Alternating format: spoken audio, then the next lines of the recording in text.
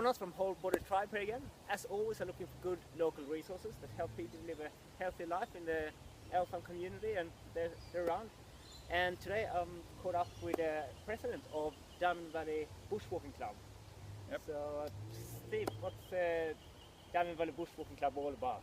Well, the club, we're about 220 members, and we do bushwalking, or we call it bushwalking, but it's just walking.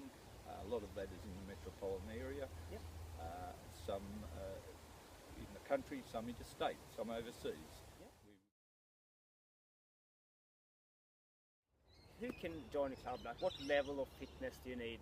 And both on the sort of easier level, what's the minimum requirement, but also on the high level, how much can you stimulate people or give them a challenge if that's what they're after? Well, there's a range of levels.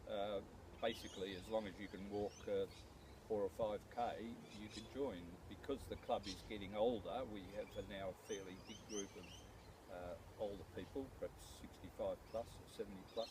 Yep. So they've instituted what we call a ramble, which is perhaps a 5k walk, but instead of taking an hour and a half, they might take 3 hours for a 5k walk. That's sort of lower level. That's right. Yep. With a couple of coffee stop or two. Okay, so someone that's not quite sure about the physical level to join a bushwalking club, they shouldn't be scared to There'd certainly be a level for them. That really is quite it's quite a simple level. Okay. And up to, we rate our walks from easy to medium to hard. So a hard walk might be 20k. Yep. We also have. Are they usually around this area, or do you go? Oh, no. They would be a lot of walks in the metropolitan area, but we would travel, perhaps up to 100k. We might do a day walk at Marysville or at Bacchus Marsh. In that case, we'd normally arrange a carpool, so people would travel together. Okay, and that great. As well as that, we have what we call base camps, which when you go away for an extended period, it might be just a weekend or a week, or if it's overseas, 2 or 3 weeks. And in that case, we stay in one spot, and then we do day walks each day. So, what's some of those walks that you've done? I've had some fantastic walks, some trips. We had a fortnight at Bicheno in Tasmania, which is a place where one of our members had visited for 20 years and liked it that much. He wanted to take everyone back there. I suppose it's a really good thing with a bushwalking club, because you have lots of people with keen interest that know all the good spots. They've walked everywhere. Half the club's been to Antarctica. They've walked. Really?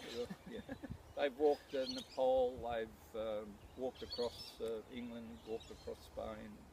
They've been everywhere. And of course, the other thing is, often that walking experience has been with other members of the club. So there's always somewhere. Like it's much more fun to do something with people you know. Yes. And that you can then meet and talk about afterwards with and reminisce for years to come. And that's another big advantage of the club, that most of what you do is with your friends. And you see them every month or every week, and you can talk about it, you reminisce about that trip. Yeah. You don't lose it, you know. That's great.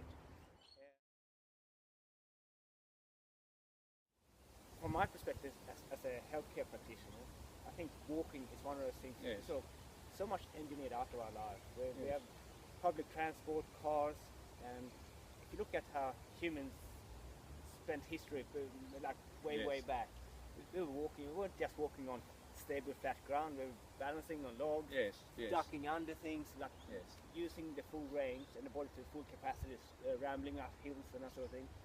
And our body's made to thrive under those circumstances, and what a better place than they got into nature and walk.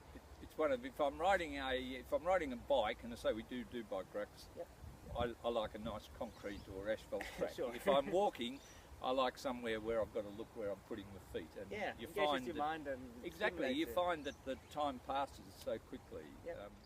The other big advantage, I think, you mentioned the health point of view, is that we all make commitments and we say, I'm going to try and do more walking, or I'm going to go for a walk every Thursday, and then Thursday comes along and it's a bit wet today, or I had a late night, I feel a bit tired.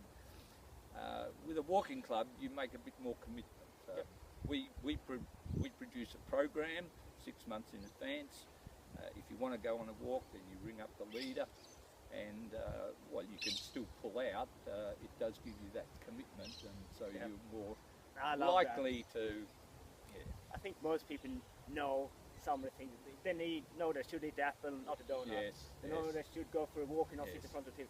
It's like, how do you do this? How do you Yes. implement it? And this is a great way to do it. So And it's amazing how often you'll go for a walk thinking the day's going to be terrible, and it turns out quite Yeah. nice, Yeah. quite lovely. Yeah.